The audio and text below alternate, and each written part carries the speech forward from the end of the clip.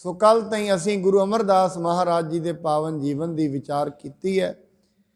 अज श्री गुरु रामदास महाराज जी के पावन जीवन की कथा आरंभ होएगी। आओ बड़े अदब प्यार सत्कार नाल श्रवण करिए। आरंभ करन तो पहला गुरु जी वालों बख्शी हुए गुरमंत्र नाल सांझ पाइए।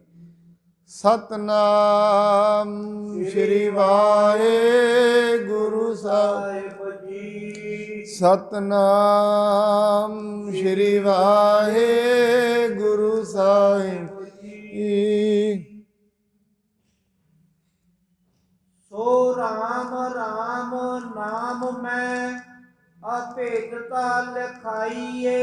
इत्थे कवि जी श्री गुरु रामदास महाराज जी की कथा आरंभ होने लगी है। वो कहते ने श्री गुरु रामदास जी और श्री रामचंद्र जी। अगे राम लग्या, एक दे पिछे दास है। गुरु साहब जी के नाम पिछे दास है, उन्हों के नाम पिछे चंद है। दोनों दे विच अभेदता है, वो तुसीं श्रवण करो। तथा स्वरूप एक है, संदेह ना उठाइए। ਇਹਦੇ ਵਿੱਚ ਤੇ ਕਹਿੰਦੇ ਨੇ ਉਹ एक ही स्वरूप ने, क्योंकि परमात्मा एक नूर ते सब जग उपजया, कौन भले को मंदे। अवतार भी उत्थों ही आउंदे ने। आपां बड़ी वारी बेनती की, बाणी कहंदी कीता पसाओ एको कवाओ, तिस ते होए लख दरियाओ। परमात्मा दे एक वचन दे नाल ही सारी दुनिया आई है। जिन्नियां भी फिलोसफियां ने, जिन्नी भी डॉक्टरी दियां तरकीबां ने, ब्रह्मंड का ज्ञान है, जो कुछ भी है वो एक तो ही आया है। जो कुछ भी जिहदे कोल है वो एक तो ही आया। जिन्ना भी दुनिया ते रूप है वो उहदे तो ही आया, जिहदा कोई रूप नहीं, अरूप है। दुनिया दे जिन्ने भी नाद ने उहदे तो आए ने, जिहड़ा अनाद है, जिहदा कोई नाद नहीं। सब कुछ उहदे तो ही आ रहे है। देंदा दे लैंदे थक पाहे, जुगा जुगंतर खाही। कहे जुगा जुगंतरां तो धरती मनुख नूं राशन दे रही है। अज दा नहीं, कोई सानू ही दाने नहीं दे रही। हज़ारां साल हो गए ने धरती विच बीज पाए जाते ने, किन्ने गुणा बीज वापस दे दिंदी।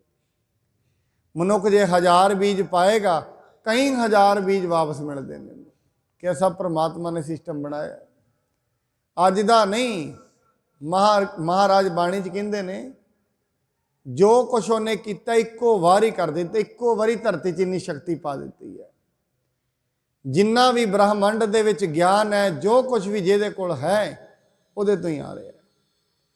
इस करके बाणी दे विच एक शब्द होर भी है, सतयुग तै माणियो छलियो बल बावन पायो, त्रेते तै माणियो राम रघुवंश कहायो। हे परमात्मा, सतयुग विच तू 52 अवतार सी, त्रेते विच राम जी का अवतार बन गया।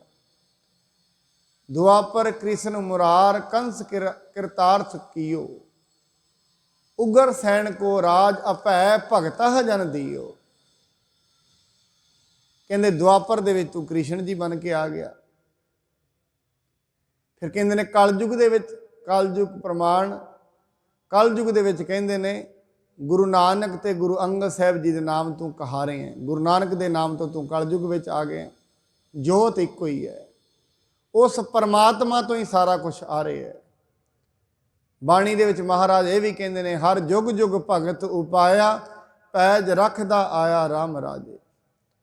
जदों जदों भी धरती दे उत्ते धर्म की हानि हुंदी है, जदों जदों भी धरती के उत्ते मनुख अपने करतव्य भुल जाता है, एक पुत्र अपने करतव्य भुल जाता है, एक राजा अपने करतव्य भुल जाता है, एक राजे दे अगे वजीर अपने करतव्य भुल जाते हैं, धार्मिक जगत के लोग अपने फर्ज भुल जाते हैं।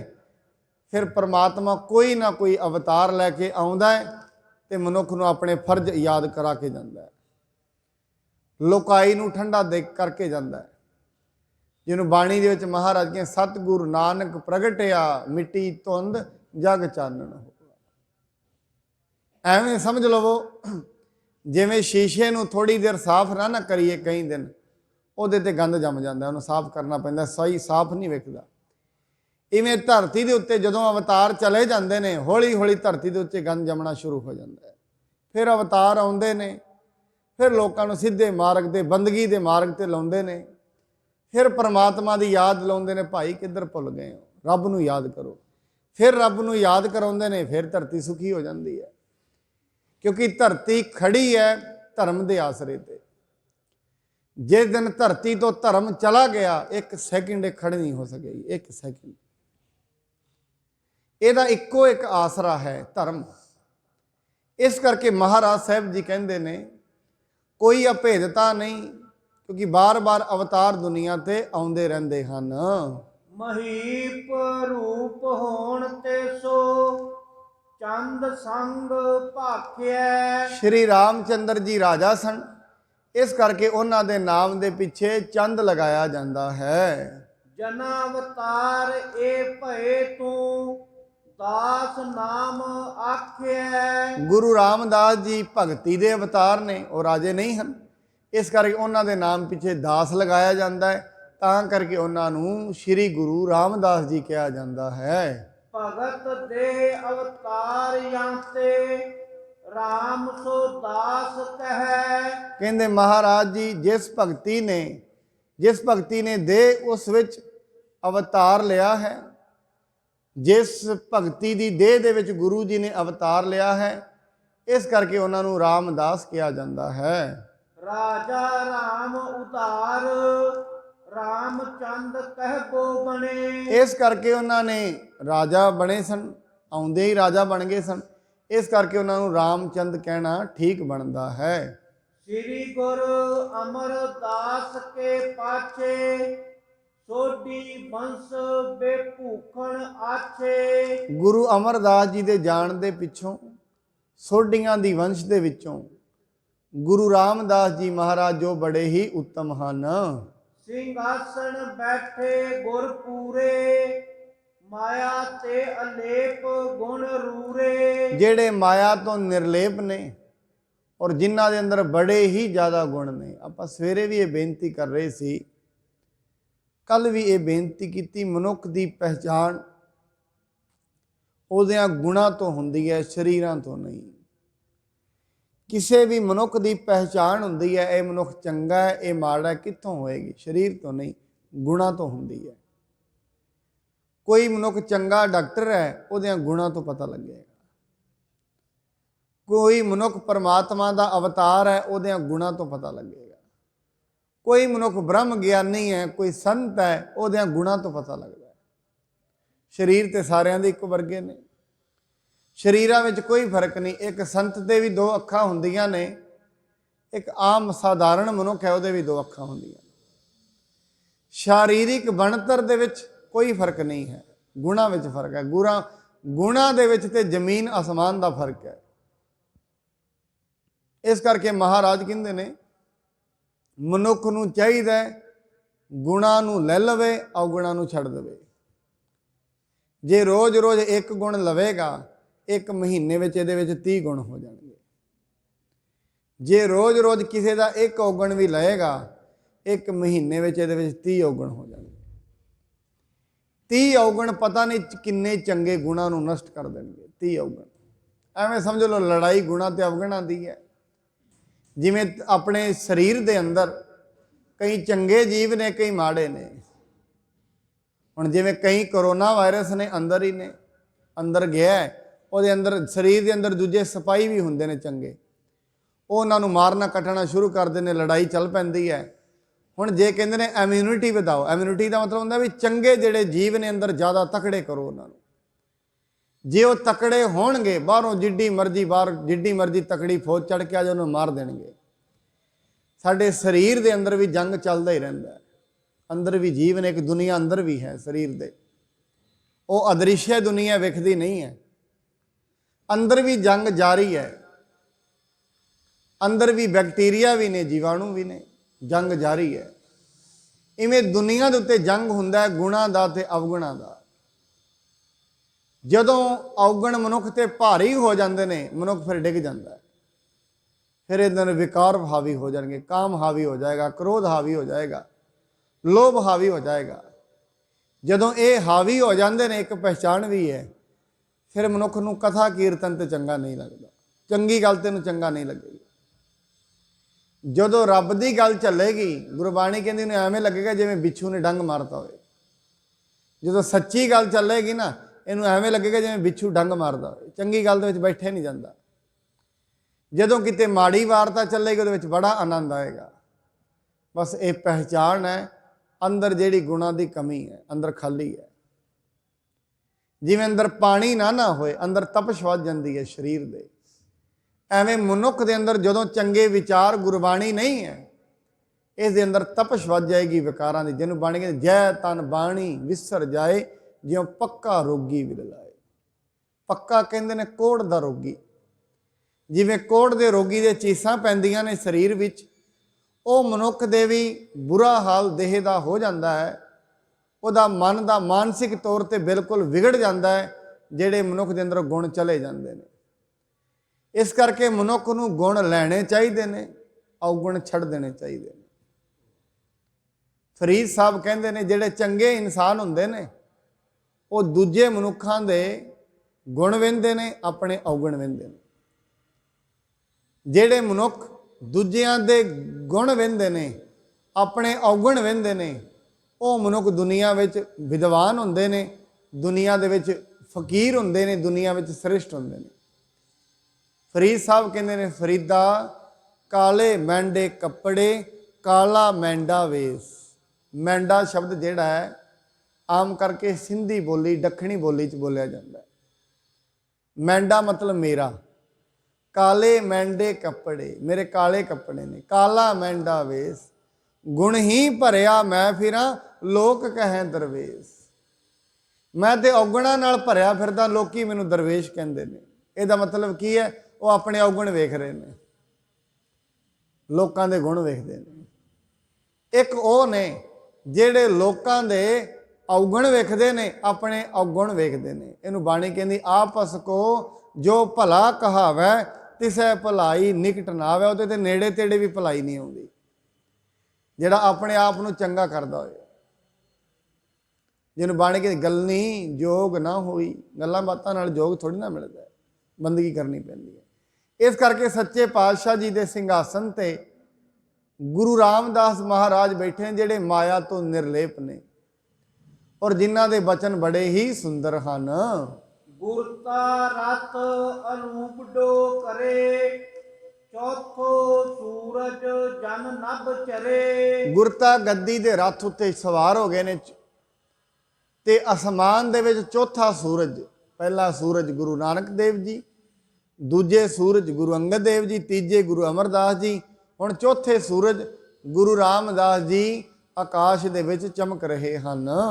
ਅਜਮਤ ਜੋਤ ਅਨੇਕ ਸਿੱਖ ਉਡਗਨ, ਸਭ ਮੈਂ ਸੋਬਤ ਪੂਰਨ ਸਸ ਜਨ। ਕਹਿੰਦੇ ਜਿਵੇਂ ਪੂਰਨਮਾਸ਼ੀ ਦਾ ਚੰਦਰਮਾ ਤਾਰਿਆਂ ਦੇ ਵਿੱਚ ਸ਼ੋਭਾ ਪਾਉਂਦਾ ਹੈ, ਐਵੇਂ ਗੁਰੂ ਮਹਾਰਾਜ ਜੀ ਸਿੱਖਾਂ ਦੇ ਵਿੱਚ ਸ਼ੋਭਾ ਪਾ ਰਹੇ ਹਨ। ਜਹ ਕਹਿ ਤੇ ਸੁਨ ਸੁਨ ਸਿੱਖ ਆਏ, ਸ੍ਰੀ ਗੁਰ ਅਮਰ ਇਹੀ ਲਖ ਪਾਏ। ਕਹਿੰਦੇ ਜਿੱਥੋਂ ਕਿੱਥੋਂ ਵੀ ਸਿੱਖ ਸੁਣ ਸੁਣ ਕੇ ਆਏ ਨੇ, ਤੇ ਵੇਖ ਕੇ ਗੁਰੂ ਸਾਹਿਬ ਜੀ ਨੂੰ ਵੇਖ ਕੇ ਕਹਿੰਦੇ ਹਨ, ਸ੍ਰੀ ਨਾਨਕ ਕੀ ਜੋਤ ਵਿਸਾਲਾ, ਇਨ ਮੈਂ ਦੀਪਤ ਜਾਣ ਤਿਸ ਕਾਲਾ। ਕਹਿੰਦੇ ਇਹ ਗੁਰੂ ਨਾਨਕ ਦੀ ਗੱਦੀ ਦੀ ਜੋਤ ਹੈ, ਤੇ ਇਹਨਾਂ ਦੀ ਜਿਹੜੀ ਜੋਤ ਹੈ, ਗੁਰੂ ਨਾਨਕ ਦੀ ਗੱਦੀ ਦੇ ਚੌਥੀ ਜਿਹੜੀ ਜੋਤ ਹੈ, ਗੁਰੂ ਰਾਮਦਾਸ ਜੀ ਦੇ ਰੂਪ ਵਿੱਚ ਜਗ ਰਹੀ ਹੈ। ਧਰ ਧਰ ਸਭਨ ਉਪਾਇਨ ਬੰਦੇ, ਦੇਖ ਸਰੂਪ ਸੁਭਾਉ ਆਨੰਦੇ। ਜਿੰਨੇ ਵੀ ਲੋਕ ਆਉਂਦੇ ਨੇ, ਆਪੋ ਆਪਣੀਆਂ ਭੇਟਾਵਾਂ ਗੁਰੂ ਜੀ ਦੇ ਅੱਗੇ ਰੱਖਦੇ ਨੇ, ਉਹਨਾਂ ਦੇ ਸਰੂਪ ਨੂੰ ਵੇਖ ਕੇ ਆਨੰਦ ਦੀ ਪ੍ਰਾਪਤੀ ਕਰ ਰਹੇ ਹਨ। ਤ੍ਰੈ ਦਿਨ ਬੀਤੇ ਜਾਨ ਸਮੁਦਾਈ, ਜਹ ਸੰਸਕਾਰ ਗਏ ਤਿਸ ਥਾਈ। ਜਦੋਂ 3 ਦਿਨ ਬੀਤੇ, ਜਿੱਥੇ ਗੁਰੂ ਅਮਰਦਾਸ ਜੀ ਦਾ ਸੰਸਕਾਰ ਹੋਇਆ ਸੀ, ਗੁਰੂ ਰਾਮਦਾਸ ਜੀ ਉੱਥੇ ਚਲੇ ਗਏ ਹਨ। ਸਤਿਗੁਰ ਰਾਮਦਾਸ ਹੋਏ ਖਰੇ, ਕਮਲ ਬਿਲੋਚਨ ਜਲ ਸੋ ਭਰੇ। ਸ਼੍ਰੀ ਗੁਰੂ ਰਾਮਦਾਸ ਜੀ ਉੱਥੇ ਖੜੇ ਹੋ ਗਏ, ਕਿਉਂਕਿ ਗੁਰੂ ਸਾਹਿਬ ਦੇ ਨਾਲ ਪ੍ਰੇਮ ਬੜਾ ਸੀ। ਜਿੱਥੇ ਉਹਨਾਂ ਦਾ ਸੰਸਕਾਰ ਹੋਇਆ ਉੱਥੇ ਵੇਖ ਕੇ ਅੱਖਾਂ ਭਰ ਆਈਆਂ, ਕਿਉਂਕਿ ਪ੍ਰੇਮ ਸੀ। ਔਰ ਪ੍ਰੇਮੀ ਦੇ ਹਿਰਦੇ ਵਿੱਚ ਪੀੜਾ ਹੁੰਦੀ ਹੈ, ਭਾਵੇਂ ਕਿ ਸਮਝ ਹੈ ਉਹ ਸਾਡੇ ਤੋਂ ਵੱਖਰੇ ਨਹੀਂ ਹਨ, ਜੋਤ ਦੀ ਸਾਰੀ ਸਮਝ ਹੈ, ਫਿਰ ਵੀ ਪ੍ਰੇਮੀ ਦਾ ਜਿਹੜਾ ਹਿਰਦਾ ਹੈ ਉਹ ਫਿਰ ਵੀ ਭਾਰੀ ਆਉਂਦਾ ਹੈ। ਪ੍ਰੇਮ ਚੀਜ਼ ਹੀ ਐਸੀ ਹੁੰਦੀ ਹੈ, ਕੋਈ ਪ੍ਰੇਮ ਕਿਰਿਆ ਨਹੀਂ ਹੈ, ਪ੍ਰੇਮ ਪੈਦਾ ਨਹੀਂ ਕੀਤਾ ਜਾਂਦਾ, ਹੁੰਦਾ ਹੈ ਪ੍ਰੇਮ ਆਪਣੇ ਆਪ। ਹੁਣ ਪ੍ਰੇਮ ਪਰਮਾਤਮਾ ਦੇ ਨਾਲ ਪੈਦਾ ਨਹੀਂ ਕੀਤਾ ਜਾਏਗਾ, ਸਿਰਫ ਉਹਦੀ ਬੰਦਗੀ ਕਰਦਿਆਂ ਕਰਦਿਆਂ ਹੋ ਜਾਏਗਾ। ਜੇ ਅਸੀਂ ਕਹਿੰਦੇ ਪ੍ਰੇਮ ਪੈਦਾ ਕਰੋ, ਪ੍ਰੇਮ ਪੈਦਾ ਨਹੀਂ ਕੀਤਾ ਜਾਏਗਾ, ਕਿਉਂਕਿ ਪਰਮਾਤਮਾ ਆਪ ਪ੍ਰੇਮ ਹੈ। ਗੁਰੂ ਗੋਬਿੰਦ ਸਿੰਘ ਜੀ ਕਹਿੰਦੇ ਨੇ, ਜਤਰ ਤਤਰ ਦਿਸਾ ਵਿਸਾ ਹੋਏ ਫੈਲਿਓ ਅਨੁਰਾਗ। ਪਰਮਾਤਮਾ ਜਿੱਥੇ ਕਿੱਥੇ ਵੀ ਪ੍ਰੇਮ ਦੇ ਰੂਪ ਵਿੱਚ ਫੈਲਿਆ ਪਿਆ ਹੈ, ਜਿੱਥੇ ਕਿੱਥੇ ਵੀ ਉਹ ਦਇਆ ਦਾ ਸਰੂਪ ਹੈ। ਪਰਮਾਤਮਾ ਦੇ ਐਂਡ ਤੋਂ, ਪਰਮਾਤਮਾ ਦੇ ਵੱਲੋਂ ਹਮੇਸ਼ਾ ਦਇਆ ਹੀ ਹੁੰਦੀ ਹੈ, ਉਹ ਦਇਆ ਸਰੂਪ ਹੈ। ਜਿਹੜੇ ਪਰਮਾਤਮਾ ਨਾਲ ਜੁੜ ਜਾਂਦੇ ਨੇ ਨਾ, ਉਹਨਾਂ ਦੀ ਵੀ ਪਛਾਣ ਇਹ ਹੈ, ਉਹ ਹਮੇਸ਼ਾ ਦਇਆ ਵਿੱਚ ਹੀ ਰਹਿੰਦੇ ਨੇ, ਦੇ ਕੇ ਹੀ ਰਾਜੀ ਨੇ, ਦਇਆ ਵਿੱਚ ਆਪਣਾ ਆਪ ਸਭ ਕੁਝ ਕੁਰਬਾਨ ਕਰ ਦੇਣਗੇ ਕਿਸੇ ਦੇ ਉੱਤੋਂ ਦੇ ਕੇ। ਮਰ ਮੈਨੂੰ ਯਾਦ ਆਉਂਦਾ ਗੁਰੂ ਤੇਗ ਬਹਾਦਰ ਜੀ ਮਹਾਰਾਜ ਕਿੰਨੇ ਦਇਆ ਦੇ ਸਾਗਰ ਸਨ। ਆਪ ਜਾ ਕੇ ਦਿੱਲੀ ਆਪਣਾ ਸੀਸ ਹੀ ਦੇ ਆਏ। ਇਹ ਤੋਂ ਵੱਡੀ ਤੇ ਗੱਲ ਕੀ ਹੋਏਗੀ, ਇਹ ਤੋਂ ਵੱਡੀ ਦਇਆ ਕੀ ਹੋਏਗੀ? ਆਪਣੇ ਸਰੀਰ ਨੂੰ ਹੀ ਕੁਰਬਾਨ ਕਰ ਦੇਣਾ ਕਿਹਦੇ ਲਈ?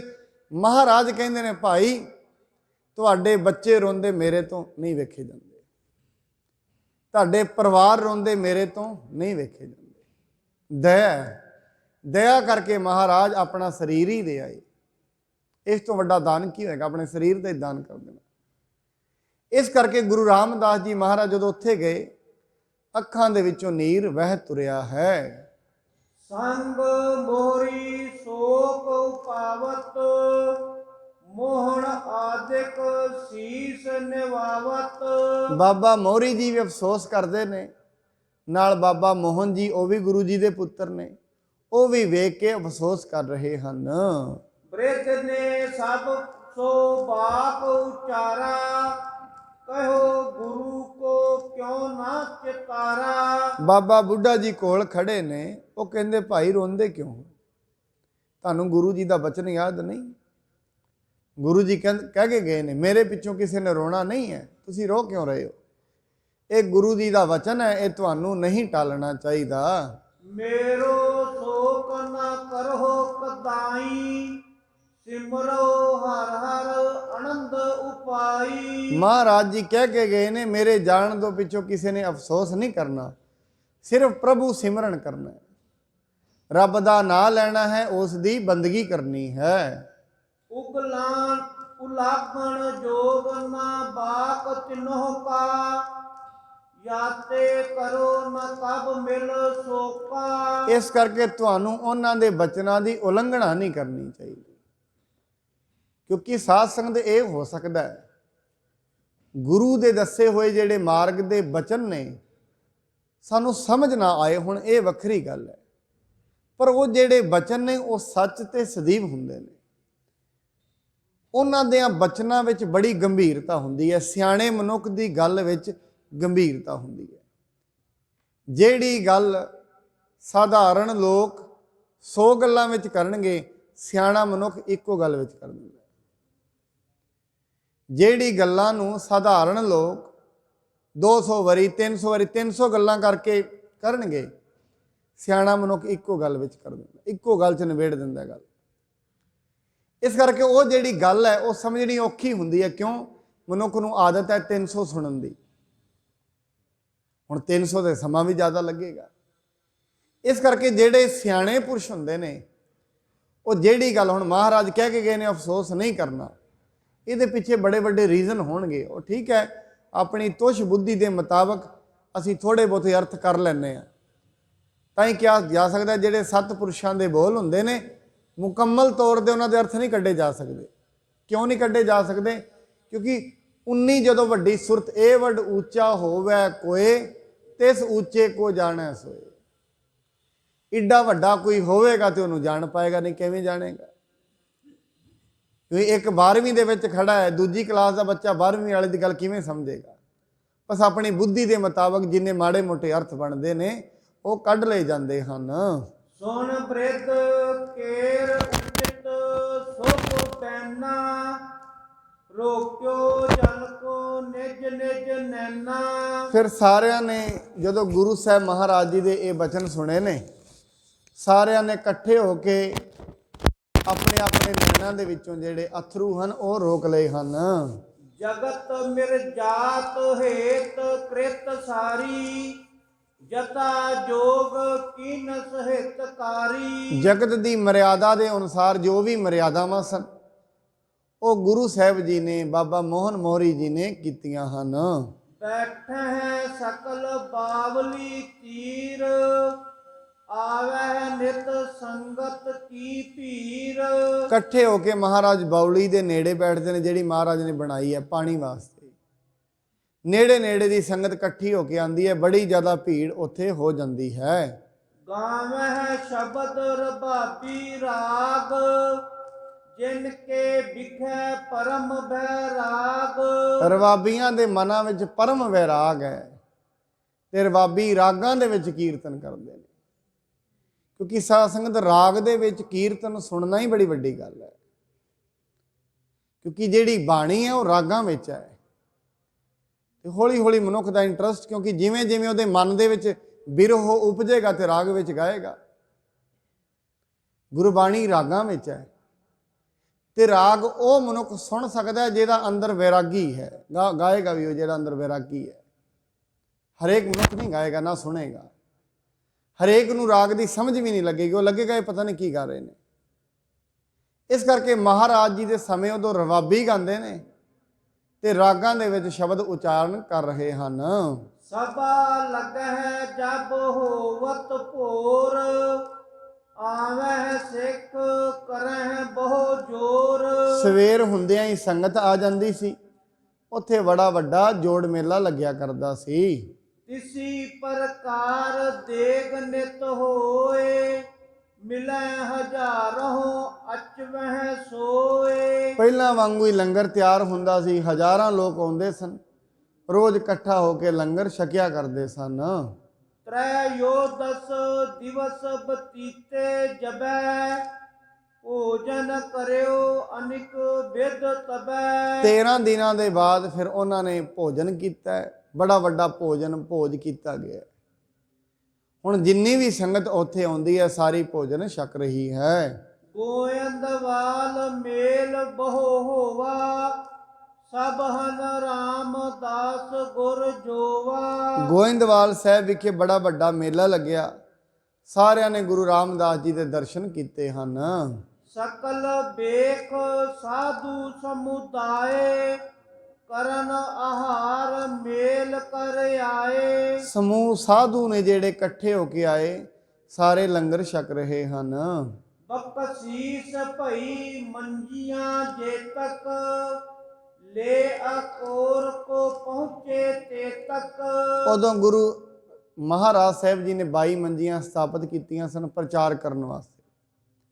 ਜਿਹੜੇ ਮੰਜੀਆਂ ਤੇ ਬਹਿ ਕੇ ਪ੍ਰਚਾਰ, ਮੰਜੀ ਦਾ ਮਤਲਬ ਹੈ ਜਿਵੇਂ ਸਾਰੀ ਸੰਗਤ ਥੱਲੇ ਬਹਿ ਜਾਵੇ, ਆ ਸਟੇਜ ਲੱਗੀ ਹੈ ਵੀ ਇੱਕ ਮੰਜੀ ਹੈ। ਉਹ ਇੱਕ ਜਿਹੜਾ ਮੰਜੀ ਜਿਹਨੂੰ ਬਖਸ਼ੀ ਸੀ ਉਹ ਮੰਜੀ ਤੇ ਬੈਠਦੇ ਸਨ, ਬਾਕੀ ਸਾਰੀ ਸੰਗਤ ਨੇ ਥੱਲੇ ਬਹਿਣਾ। ਹਰ ਥਾਂ ਤੇ ਜਾ ਕੇ ਗੁਰੂ ਸਾਹਿਬ ਕਹਿੰਦੇ ਹਰ ਬੰਦੇ ਨੂੰ ਪ੍ਰਚਾਰ ਕਰੋ। ਕਾਹਦਾ? ਨਾਮ ਦਾ। ਮੈਂ ਕੱਲ ਵੀ ਬੇਨਤੀ ਕੀਤੀ, ਗੁਰੂ ਨਾਨਕ ਸਾਹਿਬ ਜਿੱਥੇ ਵੀ ਗਏ, ਜੇ ਮੁਸਲਮਾਨ ਨੂੰ ਵੀ ਪ੍ਰਚਾਰ ਕੀਤਾ ਨਾ, ਇਹ ਨਹੀਂ ਕਿਹਾ ਤੂੰ ਕੁਰਾਨ ਪੜ੍ਹਨੀ ਛੱਡ ਦੇ, ਇਹ ਵੀ ਨਹੀਂ ਕਿਹਾ ਤੂੰ ਮਸਜਿਦ ਦੇ ਵਿੱਚ ਜਾਣਾ ਹੀ ਛੱਡ ਦੇ, ਇਹ ਨਹੀਂ ਕਿਹਾ ਤੂੰ ਕੁਰਾਨ ਵੀ ਪੜ੍ਹ, ਮਸਜਿਦ ਵਿੱਚ ਵੀ ਜਾ, ਸੁਨਨਤ ਹੈ ਸੁਨਨਤ ਵੀ ਕਰ, ਤਸਬੀਹ ਫੇਰਦਾ ਤਸਬੀਹ ਵੀ ਫੇਰ, ਪਰ ਅਸਲ ਦੇ ਵਿੱਚ ਇਹਨਾਂ ਦੇ ਸਹੀ ਅਰਥ ਵੀ ਸਮਝ, ਇਹ ਸਹੀ ਅਰਥਾਂ ਵਿੱਚ ਕੀ ਹਨ। ਮਹਾਰਾਜ ਤਾਂ ਹੀ ਤੇ ਕਹਿੰਦੇ ਨੇ ਮਿਹਰ ਮਸੀਤ, ਸਿਦਕ ਮੁਸੱਲਾ, ਹੱਕ ਹਲਾਲ ਕੁਰਾਨ। ਮਸੀਤ ਕਿਹੜੀ ਹੋਣੀ ਜੇ ਤੂੰ ਮਸੀਤ ਵਿੱਚ ਤੇ ਜਾਣਾ ਹੈ, ਪਰ ਮਿਹਰ ਮਸੀਤ, ਦੂਜਿਆਂ ਤੇ ਦਇਆ ਕਰਨੀ, ਇਹੀ ਤੇ ਸਿਖਾਉਂਦੀ ਹੈ ਮਸੀਤ। ਗੁਰਦੁਆਰੇ ਦੇ ਵਿੱਚੋਂ ਇਹੀ ਤੇ ਪਤਾ ਲੱਗਦਾ ਹੈ। ਮੰਦਰ ਮਸਜਿਦ ਜਿੰਨੇ ਗਿਰਜਾ ਘਰ ਬਣੇ ਨੇ, ਦਇਆ ਕਰਨੀ ਤੇ ਸਿਖਾਉਂਦੇ ਨੇ ਮਨੁੱਖ ਨੂੰ, ਦਇਆ ਕਰੋ। ਕਿ ਤੂੰ ਮਸਜਿਦ ਵਿੱਚ ਵੀ ਜਾ ਰਿਹਾ ਹੈ ਔਰ ਤੇਰੇ ਅੰਦਰ ਦਇਆ ਵੀ ਨਹੀਂ ਹੈ, ਫਿਰ ਤੂੰ ਮੁਸਲਮਾਨ ਤੇ ਘੱਟੋ ਘੱਟ ਨਹੀਂ ਹੈ। ਉਹਨੂੰ ਕਹਿ ਰਹੇ ਨੇ, ਇਹ ਨਹੀਂ ਕਹਿ ਰਹੇ ਤੂੰ ਮਸਜਿਦ ਵਿੱਚ ਨਾ ਜਾ ਪਰ ਦਇਆ ਕਰਨੀ ਸਿੱਖ। ਮਿਹਰ ਮਸੀਤ, ਸਿਦਕ ਮੁਸੱਲਾ, ਉਹ ਜਿਹੜਾ ਨਮਾਜ਼ ਪੜ੍ਹਨ ਵੇਲੇ ਥੱਲੇ ਵਿਛਾਉਂਦੇ ਨੇ, ਮੁਸੱਲਾ ਕਹਿੰਦੇ ਨੇ, ਇਹ ਤੂੰ ਵਿਛਾਉਣਾ ਹੈ। ਨਮਾਜ਼ ਵੀ 5 ਟਾਈਮ ਕਰਦਾ ਹੈ, ਪਰ ਮਾੜੀ ਜੀ ਦਿੱਕਤ ਆ ਗਈ ਹੈ, ਪਰਮਾਤਮਾ ਤੋਂ ਵਿਸ਼ਵਾਸ ਹੀ ਉਡਾ ਲਿਆ। ਵਿਸ਼ਵਾਸ ਪਰਮਾਤਮਾ ਤੇ ਹੈ ਨਹੀਂ, ਨਾਮ ਉਹਦਾ ਲੈ ਰਿਹਾ। ਨਮਾਜ਼ ਤੇ ਤੂੰ ਪੜ੍ਹਦਾ ਹੈ, ਨਮਾਜ਼ ਵਿੱਚ ਧਿਆਨ ਹੀ ਕੋਈ ਨਹੀਂ। ਜਿਵੇਂ ਗੁਰੂ ਨਾਨਕ ਸਾਹਿਬ ਜੀ ਗਏ, ਗੁਰੂ ਨਾਨਕ ਸਾਹਿਬ ਨੂੰ ਕਾਜੀ ਤੇ ਉੱਥੋਂ ਦਾ ਰਾਜਾ ਕਹਿੰਦਾ ਤੁਸੀਂ ਨਮਾਜ਼ ਪੜ੍ਹੋਗੇ? ਮਹਾਰਾਜ ਕਹਿੰਦੇ ਬਿਲਕੁਲ, ਮੈਂ ਤਿਆਰ ਹਾਂ, ਚਲੋ। ਸਾਰਾ ਪਿੰਡ ਇਕੱਠਾ ਹੋ ਗਿਆ ਵੀ ਗੁਰੂ ਨਾਨਕ ਸਾਹਿਬ ਨਮਾਜ਼ ਪੜ੍ਹਨਗੇ, ਵਹਿੰਦੇ ਆ। ਚੱਲ ਪਏ ਸਾਰੇ ਜਣੇ ਚੱਲ ਕੇ ਗਏ, ਵਹਿੰਦੇ ਨੇ। ਗੁਰੂ ਨਾਨਕ ਸਾਹਿਬ ਉਹਨਾਂ ਨਮਾਜ਼ ਕੀਤੀ, ਮਹਾਰਾਜ ਚੁੱਪ ਬੈਠੇ ਰਹੇ। ਉਹ ਕਹਿੰਦੇ ਨੇ ਮਹਾਰਾਜ ਤੁਸੀਂ ਝੂਠ ਬੋਲਦੇ ਹੋ, ਤੁਸੀਂ ਸਾਨੂੰ ਕਹਿ ਕੇ ਆਏ ਸੀ ਨਮਾਜ਼ ਪੜਾਂਗੇ, ਪੜ੍ਹੀ ਕਿਉਂ ਨਹੀਂ? ਗੁਰੂ ਸਾਹਿਬ ਕਹਿੰਦੇ ਇਹ ਦੱਸੋ ਨਮਾਜ਼ ਪੜ੍ਹਨੀ ਕਿਹਦੇ ਨਾਲ ਸੀ? ਅਸੀਂ 2 ਜਣੇ ਬੈਠੇ ਸੀ, ਤੁਸੀਂ ਇੱਥੇ ਤੇ ਬੈਠੇ ਸੀ, ਪਰ ਜਿਹਨੇ ਨਮਾਜ਼ ਪੜ੍ਹਨੀ ਸੀ ਉਹ ਇੱਥੇ ਨਹੀਂ ਸੀ। ਸੁਰਤ ਨਾਲ ਹੀ ਨਮਾਜ਼ ਤੇ ਪ੍ਰਵਾਨ ਤਾਂ ਹੀ ਹੁੰਦੀ ਹੈ ਜੇ ਸੁਰਤ ਜੁੜ ਜਾਏ। ਸੁਰਤ ਸ਼ਬਦ ਨਾਲ ਜੁੜੇਗੀ ਤੇ ਨਮਾਜ਼ ਪ੍ਰਮਾਣ ਹੈ, ਨਹੀਂ ਪ੍ਰਮਾਣ ਥੋੜੀ ਨਾ। ਉਸ ਤੋਂ ਪਹਿਲਾਂ ਤੇ ਪ੍ਰੈਕਟਿਸ ਹੈ, ਅਭਿਆਸ ਹੈ। ਕਾਹਦਾ? ਨਾਮ ਜਪਣਾ ਇੱਕ ਅਭਿਆਸ ਹੈ। ਤਾਂ ਹੀ ਅਸੀਂ ਕਹਿੰਦੇ ਅਭਿਆਸ ਕਰੋ। ਅਭਿਆਸ ਹੈ ਕਿ ਅਭਿਆਸ ਤਾਂ ਕਰਨਾ ਕਿਤੇ ਸੁਰਤ ਜੁੜ ਜਾਏ, ਤਾਂ ਅਭਿਆਸ ਕਰਨਾ ਬਸ। ਇਹੀ ਤੇ ਕੰਮ ਹੈ ਅਭਿਆਸ ਦਾ। ਜੇ ਦਿਨ ਅਭਿਆਸ ਚੱਲ ਪਿਆ, ਜੁੜਨ ਲੱਗ ਗਈ ਸੁਰਤ, ਤੇ ਗੱਲ ਪੂਰੀ ਹੋਣੀ ਸ਼ੁਰੂ ਹੋ ਜਾਣੀ ਹੈ। ਜਦੋਂ ਤੇ ਜੁੜਦੀ ਨਹੀਂ ਸੁਰਤ, ਉਦੋਂ ਤੇ ਅਭਿਆਸ ਤੇ ਮੁਕੰਮਲ ਨਹੀਂ ਹੈ। ਉਸ ਤੋਂ ਪਹਿਲਾਂ ਤੇ ਅਭਿਆਸ ਕਰੀ ਚੱਲੋ, ਕਰੀ ਜੋ, ਕਦੇ ਤੇ ਜੁੜੇਗੀ। ਮਹਾਰਾਜ ਕਹਿੰਦੇ ਨੇ ਕਾਜੀ ਸਾਹਿਬ ਤੁਹਾਡੇ ਨਾਲ, ਕਹਿੰਦੇ ਮੇਰੇ ਨਾਲ ਪੜ੍ਹਦੇ, ਕਹਿੰਦੇ ਤੁਹਾਡੇ ਘਰ ਤੁਹਾਡੀ ਜਿਹੜੀ ਘੋੜੀ ਆ ਉਹਨੇ ਬੱਚਾ ਦਿੱਤਾ, ਵਛੇਰਾ ਦਿੱਤਾ, ਕੋਲ ਇੱਕ ਖੱਡਾ ਪਿਆ। ਤੁਹਾਡੇ ਮਨ ਵਿੱਚ ਨਾਲੇ ਤੁਸੀਂ ਨਮਾਜ਼ ਪੜ੍ਹ ਰਹੇ ਹੋ, ਨਾਲੇ ਇਹ ਸੀ ਵੀ ਕਿਤੇ ਉਹ ਡਿੱਗ ਨਾ ਜਾਏ, ਖੱਡੇ ਵਿੱਚ ਨਾ ਡਿੱਗ ਜਾਏ। ਹੁਣ ਤੁਹਾਡੇ ਸਰੀਰ ਨਾਲ ਤੇ ਨਮਾਜ਼ ਮੈਂ ਨਹੀਂ ਪੜ੍ਹ ਸਕਦਾ, ਮੈਂ ਤੁਹਾਡੇ ਨਾਲ ਨਮਾਜ਼ ਪੜ੍ਹਨੀ ਸੀ, ਤੁਹਾਡੇ ਸਰੀਰ ਨਾਲ ਨਹੀਂ। ਕਹਿੰਦੇ ਚਲੋ ਠੀਕ ਹੈ, ਰਾਜਾ ਤੇ ਇੱਥੇ ਸੀ, ਮੈਂ ਤੇ ਨਹੀਂ ਸੀ। ਚਲੋ, ਕਹਿੰਦੇ ਰਾਜਾ ਵੀ ਇੱਥੇ ਨਹੀਂ ਸੀ। ਰਾਜਾ ਕਾਬਲ ਦੇ ਵਿੱਚ ਘੋੜੇ ਖਰੀਦਣ ਗਿਆ ਹੋਇਆ ਸੀ, ਇਹ ਤਾਂ ਬੈਠਾ ਇੱਥੇ ਸੀ, ਘੋੜੇ ਉੱਥੇ ਖਰੀਦ ਰਿਹਾ ਸੀ। ਇਹਦੀ ਵੀ ਨਮਾਜ਼ ਪ੍ਰਵਾਨ ਨਹੀਂ ਹੈ। ਕਿਉਂ? ਇਹਦਾ ਧਿਆਨ ਹੀ ਨਮਾਜ਼ ਵਿੱਚ ਨਹੀਂ ਹੈ। ਜਦੋਂ ਤਾਈਂ ਧਿਆਨ ਹੀ ਨਹੀਂ, ਉਦੋਂ ਤਾਈਂ ਕੋਈ ਗਿਆਨ ਨਹੀਂ। ਧਿਆਨ ਤੋਂ ਬਿਨਾਂ ਕਾਹਦਾ ਗਿਆਨ? ਧਿਆਨ ਕਿਤੇ ਹੋਰ ਹੈ। ਜਿਨ ਮਨ ਹੋਰ, ਮੁਖ ਹੋਰ, ਸੇ ਕਾਂਡੇ ਕੱਚਿਆ। ਮਨ ਕਿਤੇ ਤੁਰਿਆ ਫਿਰਦਾ, ਮੁਖ ਕਿਤੇ ਜਪਜੀ ਸਾਹਿਬ ਕਿਤੇ ਚੱਲ ਰਿਹਾ, ਮੁਖ ਕਿਤੇ ਚੱਲ ਰਿਹਾ, ਉਦੋਂ ਤਾਈਂ ਕੁਛ ਨਹੀਂ। ਉਦੋਂ ਤਾਈਂ ਹਾਂ ਇਹ ਨਹੀਂ ਹੈ ਛੱਡ ਦੇਣਾ ਹੈ। ਅਭਿਆਸ ਕਰੋ, ਅਭਿਆਸ ਕਰਨਾ ਚਾਹੀਦਾ ਹੈ। ਅਭਿਆਸ ਕਰਦਿਆਂ ਕਰਦਿਆਂ ਕਿਤੇ ਨੂੰ ਜੁੜਨ ਵੀ ਲੱਗੇਗਾ। ਪਰ ਮਹਾਰਾਜ ਕਹਿੰਦੇ, ਇਸ ਕਰਕੇ ਗੁਰੂ ਨਾਨਕ ਸਾਹਿਬ ਕਹਿੰਦੇ ਨੇ ਮਿਹਰ ਮਸੀਤ, ਸਿਦਕ ਮੁਸੱਲਾ, ਹੱਕ ਹਲਾਲ ਕੁਰਾਨ। ਨਾਲ ਦੀ ਨਾਲ ਮਹਾਰਾਜ ਕਹਿੰਦੇ ਨੇ ਸ਼ਰਮ ਸੁੰਨਤ, ਸੀਲ ਰੋਜ਼ਾ, ਹੋ ਮੁਸਲਮਾਨ। ਮੁਸਲਮਾਨ ਇਵੇਂ ਬਣਿਆ ਜਾਂਦਾ। ਉਹਨੂੰ ਇਹ ਕਹਿ ਰਹੇ ਨੇ ਐਵੇਂ ਮੁਸਲਮਾਨ ਬਣ, ਸਹੀ ਮੁਸਲਮਾਨ। ਇਹ ਨਹੀਂ ਕਹਿ ਰਹੇ ਤੂੰ ਇਹ ਛੱਡ ਦੇ, ਮੇਰੇ ਨਾਲ ਜੁੜ ਜਾ। ਇਹ ਤੇ ਕਹਿ ਹੀ ਨਹੀਂ ਰਹੇ। ਇਹ ਤੇ ਇੱਕ ਸ਼ਬਦ 'ਚ ਵੀ ਨਹੀਂ ਕਿਹਾ ਵੀ ਐਵੇਂ ਕਰੋ, ਨਹੀਂ ਕਾਜੀ ਸਾਹਿਬ ਤੁਸੀਂ ਇਹ ਧਰਮ ਹੀ ਛੱਡੋ, ਮੇਰੇ ਨਾਲ ਚੱਲੋ। ਇਹ ਤਾਂ ਕਿਹਾ ਹੀ ਨਹੀਂ। ਕਿਉਂਕਿ ਹਮੇਸ਼ਾ ਗੁਰੂ ਇਨਸਾਨ ਨੂੰ ਇਨਸਾਨ ਬਣਾਉਣ ਦੀ ਗੱਲ ਕਰਦਾ ਹੈ। ਸੱਚਾ ਗੁਰੂ ਜਿੰਨੇ ਵੀ ਅਵਤਾਰ ਆਉਂਦੇ ਨੇ ਕਾਹਦੇ ਲਈ ਆਉਂਦੇ ਨੇ? ਇਨਸਾਨ ਦੇ ਵਿੱਚ ਇਨਸਾਨੀਅਤ ਦੇ ਗੁਣਾਂ ਨੂੰ ਪੈਦਾ ਕਰਨਾ ਤਾਂ ਆਉਂਦੇ ਨੇ।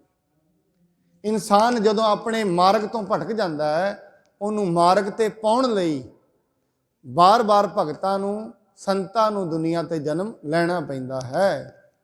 ਸ੍ਰੀ ਗੁਰੂ ਰਾਮਦਾਸ ਕੇ ਆਗੇ, ਅਰਪ ਅਰਪ ਕਰ ਪਾਇਨ ਲਾਗੇ। ਜਿੰਨੇ ਵੀ ਮੰਜੀਆਂ ਵਾਲੇ ਸਨ, ਗੁਰੂ ਸਾਹਿਬ ਜੀ ਦੇ ਸਾਹਮਣੇ ਭੇਟਾਵਾਂ ਰੱਖਦੇ ਨੇ। ਭੇਟਾਵਾਂ ਰੱਖ ਕੇ ਮਹਾਰਾਜ ਜੀ ਦੇ ਚਰਨਾਂ ਵਿੱਚ ਪੈ ਜਾਂਦੇ ਹਨ। ਜਿਸ ਕੋ ਆਪ ਗਏ ਕਰ ਟੀਕਾ, ਕੌਣ ਹਟਾਏ ਸਕੇ ਤਿਨ ਲੀਕਾ। ਕਹਿੰਦੇ ਜਿਹਨੂੰ ਗੁਰੂ ਅਮਰਦਾਸ ਜੀ ਆਪ ਮਰਿਆਦਾ ਲਿਖ ਕੇ ਦੇ ਕੇ ਗਏ ਨੇ, ਆਪ ਜਿਨ੍ਹਾਂ ਨੇ ਟੀਕਾ ਲਾਇਆ ਜਿਹਨੂੰ ਗੁਰੂ ਰਾਮਦਾਸ ਜੀ ਨੂੰ, ਉਹਨਾਂ ਦੀ ਹਸਤ ਲਿਖਤ ਮਰਿਆਦਾ ਨੂੰ ਕਿਹੜਾ ਤੋੜ ਸਕਦਾ ਹੈ? ਮੋਹਣ ਅਪਰ ਮੋਹਰੀ ਦੂਆ, ਤਿਨ ਦਿਸ ਦੇਖ ਦੀਨ ਮਨ ਹੂਆ। ਜਦ ਗੁਰੂ ਜੀ ਨੇ ਵੇਖਿਆ ਕਿ ਬਾਬਾ ਮੋਹਨ ਅਤੇ ਮੋਹਰੀ ਜੀ, ਕਿਉਂਕਿ ਉਹ ਚਾਹੁੰਦੇ ਸਨ ਅਸੀਂ ਗੁਰਤਾ ਗੱਦੀ ਤੇ ਬੈਠੀਏ, ਮਹਾਰਾਜ ਵੇਖਦੇ ਨੇ ਵੀ ਇਹ ਸਿਰ ਚਰਨੀ ਸੰਗਤ ਪੈਂਦੀ ਹੈ, ਇਹਨਾਂ ਦੇ ਮਨ ਵਿੱਚ ਬੜਾ ਦੁੱਖ ਹੁੰਦਾ ਹੈ। ਅਪਰ ਸੰਬੰਧਨ ਕੀ ਲਖ ਚਾਲੀ, ਮਨ ਜਿਨ ਕੇ ਪਟ ਖਟ ਪੱਟੀ ਵਿਸਾਲੀ। ਮਹਾਰਾਜ ਜੀ ਨੇ ਹੋਰ ਸੰਬੰਧੀਆਂ ਨੂੰ ਵੀ ਵੇਖਿਆ। ਇਹ ਜ਼ਰੂਰੀ ਨਹੀਂ ਕਈ ਬੋਲ ਕੇ ਸੁਣਾਏ, ਅੱਖਾਂ ਥਾਣੀ ਸਭ ਪਤਾ ਲੱਗ ਜਾਂਦਾ ਮਨੁੱਖ ਦੀ ਇਹ ਚਾਹੁੰਦਾ ਕੀ ਹੈ। ਮਨੁੱਖ ਦਾ ਚਿਹਰਾ ਜਿਹੜਾ ਹੈ, ਜ਼ਬਾਨ ਝੂਠ ਬੋਲ ਸਕਦੀ ਹੈ, ਅੱਖਾਂ ਝੂਠ ਨਹੀਂ ਬੋਲਦੀਆਂ। ਪੜ੍ਹਨ ਵਾਲੇ ਅੱਖਾਂ ਦੇ ਵਿੱਚ ਦੀ ਪੜ੍ਹ ਲੈਂਦੇ ਨੇ ਇਹ ਚਾਹੁੰਦਾ ਕੀ ਹੈ। ਜ਼ਬਾਨ ਝੂਠ ਬੋਲੇਗੀ, ਅੱਖਾਂ ਦੇ ਵਿੱਚੋਂ ਪਛਾਣ ਲੈਂਦੇ ਨੇ ਪਛਾਣਨ ਵਾਲੇ। ਇਸ ਕਰਕੇ ਕਹਿੰਦੇ ਨੇ ਮਹਾਰਾਜ ਜੀ ਨੇ ਵੇਖਿਆ ਵੈਸੇ ਤੇ ਸਾਡੇ ਨਾਲ ਨੇ, ਪਰ ਇਹਨਾਂ ਦਾ ਦਿਲ ਸਾਡੇ ਨਾਲ ਨਹੀਂ ਜੁੜਿਆ। ਇਹਨਾਂ ਦੇ ਦਿਲ ਵਿੱਚ ਹੋਰ ਵੀ ਸੰਬੰਧੀ ਨੇ ਜਿਹੜੇ ਇਹਨਾਂ ਦੇ ਦਿਲ ਵਿੱਚ ਅਜੇ ਵੀ ਹੈ ਵੀ ਗੁਰਤਾ ਗੱਦੀ ਸਾਨੂੰ ਹੀ ਮਿਲ ਜੇ। ਹਰੇਕ ਮਨੁੱਖ ਦੇ ਅੰਦਰ ਲੋਭ ਹੈ, ਲਾਲਚ ਹੈ। ਪਰ ਗੁਰੂ ਰਾਮਦਾਸ ਜੀ ਨੇ ਤਾਂ ਪਹਿਲਾਂ ਕਿਹਾ ਮੈਨੂੰ ਨਹੀਂ ਚਾਹੀਦੀ, ਤੁਸੀਂ ਇਹਨਾਂ ਨੂੰ ਹੀ ਦੇ ਦਿਓ। ਤੇ ਉਹਨਾਂ ਦੇ ਵਿੱਚ ਖਟਪਟੀ ਚੱਲਦੀ ਹੈ, ਹਮੇਸ਼ਾ ਮਨ ਦੇ ਵਿੱਚ ਇਹ ਸਮਝ ਰਹੇ ਹਨ। ਸ੍ਰੀ ਗੁਰੂ ਰਾਮਦਾਸ ਮਹਾਰਾਜਾ, ਮਹਤ ਬਿਲੋਚਨ ਲਾਜ ਜਹਾਜਾ। ਮਹਾਰਾਜ ਸੱਚੇ ਪਾਤਸ਼ਾਹ ਗੁਰੂ ਰਾਮਦਾਸ ਜੀ ਮਹਾਰਾਜਾ ਹਨ, ਜਿਨ੍ਹਾਂ ਦੀ ਜਿਹੜੀ ਨਜ਼ਰ ਹੈ ਉਹ ਹਮੇਸ਼ਾ ਝੁਕੀ ਰਹਿੰਦੀ ਹੈ। ਇਹ ਨਹੀਂ ਕੋਈ ਅੱਗੋਂ ਉਹਨਾਂ ਨੂੰ ਸੋਚਦਾ ਵੀ ਮੈਨੂੰ ਗੱਦੀ ਮਿਲ ਜਾਏ। ਮਹਾਰਾਜ ਇਹ ਨਹੀਂ ਉੱਚੀ ਨਜ਼ਰ ਨਾਲ ਕਹਿਣਗੇ ਨਹੀਂ ਤੈਨੂੰ ਨਹੀਂ ਦੇਣੀ, ਐਸੇ ਨਹੀਂ ਹਨ। ਹਮੇਸ਼ਾ ਨਿਰਮਾਣਤਾ ਦੇ ਵਿੱਚ, ਨਿਮਰਤਾ ਵਿੱਚ ਰਹਿੰਦੇ ਹਨ। ਬਹੁ ਕੋਮਲ ਜਿਨ ਸਰਲ ਸੁਭਾਉ, ਨੈ ਪਿਖ ਸਕੈ ਭੰਗ ਮਨ ਕਾਉ। ਜਿਨ੍ਹਾਂ ਦਾ ਮਨ ਬੜਾ ਹੀ ਕੋਮਲ ਹੈ, ਬੜਾ ਨਿਰਮਲ ਸੁਭਾਅ ਹੈ। ਹੁਣ ਦੂਜਿਆਂ ਦੇ ਮਨ ਜਿਹੜੇ ਨੇ ਉਹ ਦੁਖੀ ਨੇ ਵੀ ਇਹ ਗੱਦੀ ਤੇ ਬਹਿ ਗਏ ਨੇ, ਪਰ ਉਹਨਾਂ ਦਾ ਮਨ ਇੰਨਾ ਕੋਮਲ ਹੈ ਉਹ ਨਹੀਂ ਵੇਖ ਸਕਦੇ ਵੀ ਮੈਨੂੰ ਵੇਖ ਕੇ ਜਲਣ। ਉਹ ਇਹ ਸੋਚਦੇ ਨੇ ਦੇ ਦਿਓ ਇਹਨਾਂ ਨੂੰ, ਜਿਹੜਾ ਜਲਦਾ ਉਹਨੂੰ ਆ ਸਾਰਾ ਕੁਝ ਹੀ ਦੇ ਦਿਓ। ਐਸਾ ਸੁਭਾਅ ਹੁੰਦਾ ਸਤਸੰਗ। ਜਿਹੜੇ ਨਿਰਮਲ ਸੁਭਾਅ ਦੇ ਮਾਲਕ ਹੁੰਦੇ ਨੇ ਐਸੇ ਹੁੰਦੇ ਨੇ। ਗੁਰੂ ਅਰਜਨ ਸਾਹਿਬ ਜੀ ਮਹਾਰਾਜ, ਬਾਬਾ ਪ੍ਰੀਥੀ ਚੰਦ ਜੀ ਉਹਨਾਂ ਦੇ ਭਰਾ ਨੇ ਬੜੀ ਉਹਨਾਂ ਨਾਲ ਈਰਖਾ ਕੀਤੀ। ਜਿੰਨੀਆਂ ਦੁਕਾਨਾਂ ਨੇ ਸਾਰਾ ਕੁਝ ਗੁਰਤਾ ਗੱਦੀ ਉਹਨਾਂ ਨੂੰ ਮਿਲੀ ਹੈ, ਸਾਰਾ ਕੁਝ ਹੀ ਕਾਬੂ ਕਰ ਲਿਆ। ਮਹਾਰਾਜ ਕਹਿੰਦੇ ਨੇ ਦੇ ਦਿਓ ਭਾਈ, ਸਾਰਾ ਕੁਝ ਇਹਨੂੰ ਦੇ ਦਿਓ, ਮੈਂ ਲੈਣਾ ਹੀ ਕੁਛ ਨਹੀਂ। ਇੱਕ ਦਿਨ ਤੇ ਮਹਾਰਾਜ ਜੀ ਦੇ ਘਰ ਵਿੱਚ ਰੋਟੀ ਵੀ ਨਹੀਂ ਪੱਕੀ। ਪਰ ਮਹਾਰਾਜ ਇਹ ਨਹੀਂ ਉਹਦੇ ਨਾਲ ਕੋਈ ਇਹ ਕਰਦੇ ਨੇ, ਰਾਰ ਨਹੀਂ ਕਰਦੇ ਕਿਸੇ ਨਾਲ, ਝਗੜਾ ਨਹੀਂ, ਦੇ ਦਿਓ ਭਾਈ। ਲੜਾਈ ਤੋਂ ਪਿੱਛੇ ਰਹਿਣਾ, ਲੜਨਾ ਨਹੀਂ ਹੈ। ਮਾਇਆ ਪਿੱਛੇ ਕਾਹਦਾ ਲੜਨਾ ਹੈ, ਦੇ ਦਿਓ ਇਹਨੂੰ, ਦੇ ਦਿਓ। ਪਰ ਸਾਧ ਸੰਗਤ ਯਾਦ ਰੱਖਣਾ, ਜਿਹਦੇ ਅੰਦਰ ਦੇਣ ਦੀ ਭਾਵਨਾ ਹੁੰਦੀ ਹੈ ਨਾ, ਉਹਨੂੰ ਰੰਗ ਦੁਨੀਆ ਦੇ ਸਭ ਤੋਂ ਜ਼ਿਆਦਾ ਲੱਗਦੇ ਨੇ। ਜਿਨ੍ਹਾਂ ਅੰਦਰ ਖੋਣ ਦੀ ਭਾਵਨਾ ਹੁੰਦੀ ਹੈ, ਆਮ ਬਜ਼ੁਰਗ ਕਿਹਾ ਕਰਦੇ ਸੀ ਖੋਣ ਵਾਲਿਆਂ ਦੇ ਘਰਾਂ 'ਚ ਕਦੇ ਦੀਵੇ ਨਹੀਂ ਜਗਦੇ। ਜਿਨ੍ਹਾਂ ਦੇ ਘਰਾਂ ਦੇ ਵਿੱਚ ਜਿਹੜੇ ਮਨੁੱਖ ਖੋਣ ਦੀ ਪ੍ਰਵਿਰਤੀ ਵਿੱਚ ਰਹਿੰਦੇ ਨੇ, ਉਹ ਜ਼ਿੰਦਗੀ ਵਿੱਚ ਕਦੇ ਸੁਖੀ ਨਹੀਂ ਹੁੰਦੇ। ਜਿਹੜੇ ਮਨੁੱਖ ਦੇਣ ਦੀ ਪ੍ਰਵਿਰਤੀ 'ਚ ਹੁੰਦੇ ਨੇ, ਦੇ ਦਿਓ, ਉਹ ਮਤਲਬ ਦੇਵਤੇ ਨੇ, ਦੇਵਤਿਆਂ ਵਰਗਾ ਸੁਭਾਅ, ਦੇ ਦਿਓ। ਦੇਵਤੇ ਦਾ ਕੰਮ ਕੀ ਹੈ? ਦੇਣਾ, ਵਰ ਦੇਣਾ। ਇਸ ਕਰਕੇ ਮਹਾਰਾਜ ਜੀ ਦਾ ਸੁਭਾਅ ਜਿਹੜਾ ਦੇਵਤਿਆਂ ਵਰਗਾ ਹੈ। ਹਿਰਦੈ ਵਿਚਾਰ ਹੈ ਅਨਿਕ ਉਪਾਉ, ਕਿ ਮਹਮ ਕਰਹਿ ਨਾ ਦੇਖ ਸਕਾਉ। ਮਹਾਰਾਜ ਮਾਨੀ ਬਾਤ ਸੋਚਦੇ ਨੇ ਕਿਵੇਂ ਅਸੀਂ ਕਰੀਏ, ਵੇਖ ਨਹੀਂ ਸਕਦੇ ਕਿਉਂਕਿ ਸਾਰੇ ਮੂੰਹ ਚੜਾ ਕੇ ਉਰਾ ਪਰਾਂ ਫਿਰਦੇ ਰਹਿੰਦੇ ਨੇ, ਰਹਿੰਦੇ ਕੋਲ ਹੀ ਨੇ, ਅੱਖਾਂ ਮਲਾਉਂਦੇ ਹੀ ਨਹੀਂ। ਮਹਾਰਾਜ ਸੋਚਦੇ ਨੇ ਕਿਵੇਂ ਕਰੀਏ, ਕੁਛ ਤੇ ਇਹਦਾ ਕਰਨਾ ਪਏਗਾ। ਉਹ ਕਿਉਂ ਵੇਖ ਨਹੀਂ ਸਕਦੇ, ਉਹ ਸਮਝਦੇ ਨੇ ਵੀ ਐਸੇ ਰਹਿਣੇ ਨਹੀਂ ਚਾਹੁੰਦੇ। ਇੰਨਾ ਉਹਨਾਂ ਦਾ ਕੋਮਲ ਸੁਭਾਅ ਹੈ। ਇੱਥੋਂ ਤਾਈਂ ਦੀ ਕਥਾ ਆਪਾਂ ਸ਼ਰਵਣ ਕਰਾਂਗੇ। ਕੱਲ੍ਹ ਨੂੰ ਸੱਚੇ ਪਾਤਸ਼ਾਹ ਕੀ ਉਪਾਅ ਕਰਨਗੇ, ਕਿਉਂਕਿ ਕੋਮਲ ਸੁਭਾਅ ਦੇ ਮਾਲਕ ਹਨ, ਕੁਛ ਨਾ ਕੁਛ ਤੇ ਉਪਾਅ ਕਰਨਗੇ। ਉਹ ਕਿਹੜਾ ਸੁਭਾਅ ਹੈ? ਇਸ ਕਰਕੇ ਸਾਧ ਸੰਗਤ, ਰੱਬ ਦੀ ਦਰਗਾਹ ਵਿੱਚ ਪ੍ਰਵਾਨ ਹੋਣ ਲਈ ਪਹਿਲਾ ਗੁਣ ਕੋਮਲਤਾ ਹੀ ਵੀ ਹੈ, ਮਿੱਠ ਬੋਲਣਾ। ਐਵੇਂ ਨਹੀਂ ਹੈ ਮਨੁੱਖ ਬੰਦਗੀ ਵੀ ਕਰੀ ਜਾਏ, ਮੁੱਖੋਂ ਕੋੜੇ ਵਚਨ ਵੀ ਬੋਲੇ, ਐਸਾ ਨਹੀਂ।